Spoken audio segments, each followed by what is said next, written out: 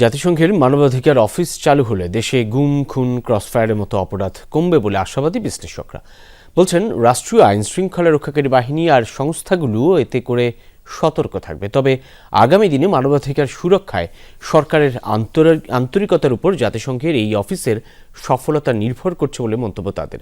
মানবাধিকার ও সুশাসন ইস্যুতে বাংলাদেশ যাতে ব্যর্থ রাষ্ট্রে পরিণত না হয়, সেক্ষেত্রেও প্রতিষেধক হিসেবে জাতিসংঘ মানবাধিকার কার্যালয় কাজ করবে বলে বিশ্বাস বিশ্লেষকদের।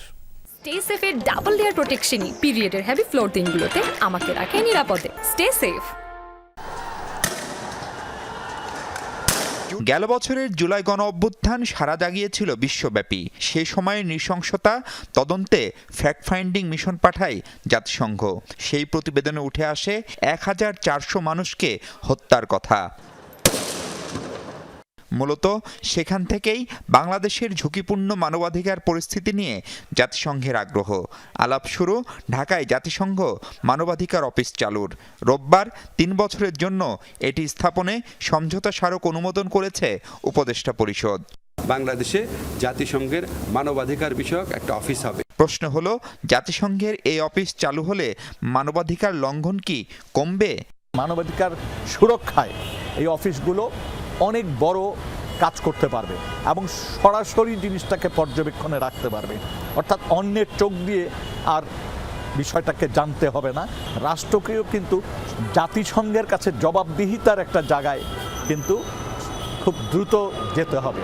তারা অন্তত আমাদের মানবাধিকার কমিশনের সক্ষমতা বৃদ্ধি বলেন, সরকারকে সচেতন করা বলেন, নাগরিক সমাজকে সচেতন করা বলেন, এই কাজগুলোতে তারা আমাদেরকে সহায়তা দিতে পারে।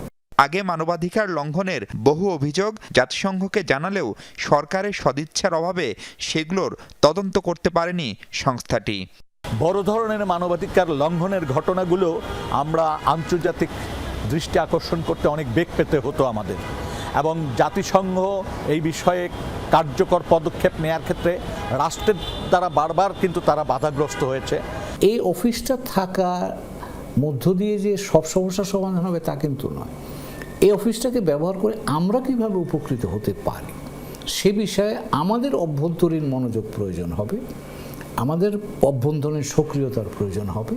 বাংলাদেশের আগে কম্বোডিয়া, ইয়েমেন, সুদান, সিরিয়া, প্যালেস্টাইনের গাজা ও রামাল্লা, তিউনিসিয়া ও লাইবেরিয়া সহ 18 দেশে মানবাধিকার অফিস স্থাপন করেছে জাতিসংঘ। এই তালিকায় বাংলাদেশ যুক্ত হওয়া নিয়ে তাই প্রশ্ন তুলছেন কেউ কেউ। যুদ্ধ, বিগ্রহ, হানাহানি, বিভিন্ন সশস্ত্র গ্রুপের অবস্থান ওই দেশগুলিতে ছিল, কিন্তু ওই দেশে জাতিসংঘের তৎপরতা অনেক ক্ষেত্রেই বাধাগ্রস্ত ছিল। বাংলাদেশের পরিস্থিতি ততটা না হলেও অনেক বেশি ভালো ছিলাম, ফেইলিউর রাষ্ট্র না হলেও আমরা যে প্রায় ওই প্রান্তে পৌঁছে যাচ্ছিলাম, আমরা কি বলবো নিজেদেরকে, আমাদের তো লজ্জা থাকা উচিত। সেই ধরনের সংখ্যা বা সেই ধরনের চ্যালেঞ্জে যাতে আমরা না পড়ি, তার জন্যই আমার ধারণা এটা আমাদেরকে সহায়তা করতে পারে। জাতিসংঘের এই রিপোর্টটা দিয়েই তো প্রমাণিত হচ্ছে। আর বাংলাদেশের অন্য কোনো ব্যাপারে কি আমরা আন্তর্জাতিকভাবে এরকম একটা রিপোর্ট পেয়েছি? আগামীতে মানবাধিকার নিয়ে সরকারের পদক্ষেপ ও আন্তরিকতা থাকলে জাতিসংঘের এই অফিস স্থায়ী হবে না বলেও আশা বিশ্লেষকদের।